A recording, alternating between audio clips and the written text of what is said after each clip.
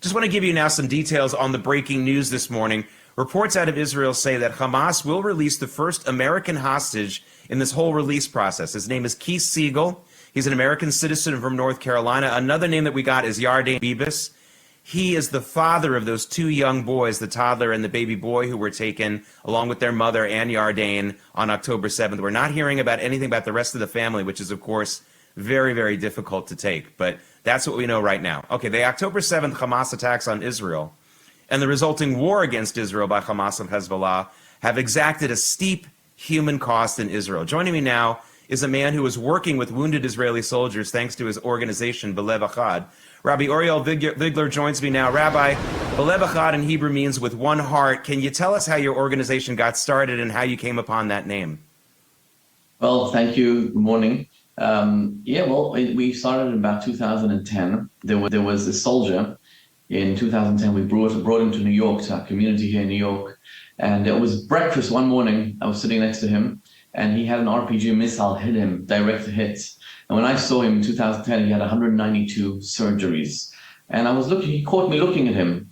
And he looks at me and he says to me, "You see my eye? It's not my eye, it's prosthetic. You see my skin grafted all over, it's not mine. You see this finger is not mine. All these body parts are not mine." But he said, "One thing is mine, is my heart." And I looked at him and I said, "Your heart is not your heart. Your heart is our heart. Your pain is our pain. Your struggles are our struggles, because we are Belev Echad, one heart. Our community, the American community, are one heart, feel the pain of all the Israelis. Their struggles, our struggle, we are all fighting to dispel darkness. We are all on the same team." That's how we got the name Belev Echad, one heart. Yeah, and I think we're going to feel like the same team a lot tomorrow when we see that American-Israeli hostage Keith Siegel from North Carolina released, God willing. I don't think our audience, we have a decent audience here in America, not just on this program, but certainly throughout the country. I don't think the decent people of America can really fathom the evil that Israel is dealing with when it comes to Hamas and the so-called civilians of Gaza. They may not all be soldiers in Gaza, but they are enemy combatants. And here we've seen the frenzy of brutality during a hostage handover yesterday. Rabbi, tomorrow the Torah reading is Parshat Bo, the Torah reading from the book of Exodus. That covers some of the last of the 10 plagues sent to Egypt. As we know, Egypt was not repentant. Even after all the 10 plagues happened, Hamas and all the people of Gaza seem the same way. How hard is the mental strain on some of these IDF soldiers who have to face such inhumanity every day? You know, it's interesting you mentioned the exodus from Egypt, because the exodus from Egypt was also going out of captivity in a sense, right? We were hostages to the Egyptians, and seeing these hostages freed is tremendous, is incredible. And you know, the Jewish nation is united as one. Whether you're a Jew in Melbourne or Sydney or Thailand or New York or Paris, we all feel collectively the joy of seeing those soldiers, those hostages being released. But yes, we're dealing with barbaric monsters.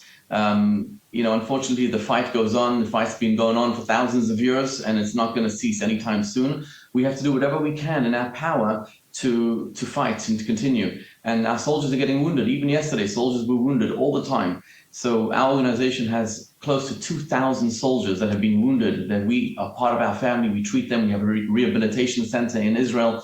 200 soldiers come there every single day. We have a martial arts room, a gym, a hydrotherapy there. We have 14 kinds of treatment that happen over there. And soldiers come just to chill, some soldiers look into the eyes of a fellow soldier, and only they can understand the pain and the trauma that they have been through. So it's truly a healing house. And it's in the center of Israel. You're all welcome to come there anytime you want. You know, go to our website, www.belevechad.nyc, and join us for a trip. Come check out and see what's going on there. Yeah, Rabbi, tell us how, you mentioned the website. Are there other ways that people can find out about the organization? Is there a way that they can do an easier Google search? And maybe even just spell out the website again for our viewers. The website is BELEVECHAD.NYC. We are Googleable, we are on YouTube, we are on Instagram, we're on Facebook. You know, we're very social media savvy. So we invite anybody to come. We're in this fight together. This is not an Israeli fight. This is an American fight. And thank God we've seen tremendous support, especially since October 7th, from so many Americans. You know, one of the soldiers we have is is a man who served in special forces, an elite unit that I can't even mention the name. It's so classified, I can't say his name, obviously. But on October 7, he and his team went, it was 6:30 a.m., and they went into Kfar Aza, and the Hamas terrorists ambushed them. They weren't expecting such a massive amount of fire. And one of his teammates got shot right away, and he was lying on the ground. So this soldier went and kind of tried to grab him. And as he did that, he was shot in the stomach by a terrorist, and he felt that his strength was oozing. He felt that he's dying. So he lay down on the floor and he recited, the final prayer, which is Shema Yisrael, Hear O Israel, God is one. And he lay down thinking he's dying. And about half an hour later, he woke up. He was unconscious. He woke up and he realized he's still alive. And he saw that there's this terrorist fighting against the IDF soldiers, but nobody knows that he's still alive. So he kind of picks up his head to signal to his teammates, I'm alive. And as he did that, a sniper shot him in the skull, grazed his skull. He then lifted his hand to tell them I'm alive, and the sniper shot him in the finger. So his finger had to be amputated, and in the arm. From these 4 bullets, these are not small bullets. These are like missiles, these bullets. He has over 100 pieces of shrapnel in his body. He was evacuated, emergency, had to have surgery after surgery. But even after all the surgeries, he was in immense, immense pain, terrible, terrible pain. And the doctors in Israel couldn't figure it out. Why is he in so much pain? Like, when I saw him, I've actually never seen somebody in so much pain in my life. He couldn't even sit. He had to lie down the whole time. So we flew him down to New York, where we have partnerships here with the local hospitals. And we brought him to an incredible doctor here who looked at him and was able to identify that the source of his pain is from one piece of shrapnel lying on a certain nerve. And we performed surgery on him here.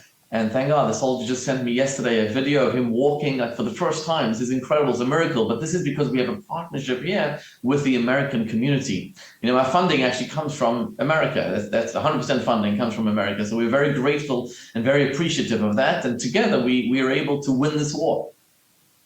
Amazing, amazing story. Rabbi Uriel Vigler, good luck and Shabbat Shalom. Thank you so much. Shabbat Shalom. Thank you.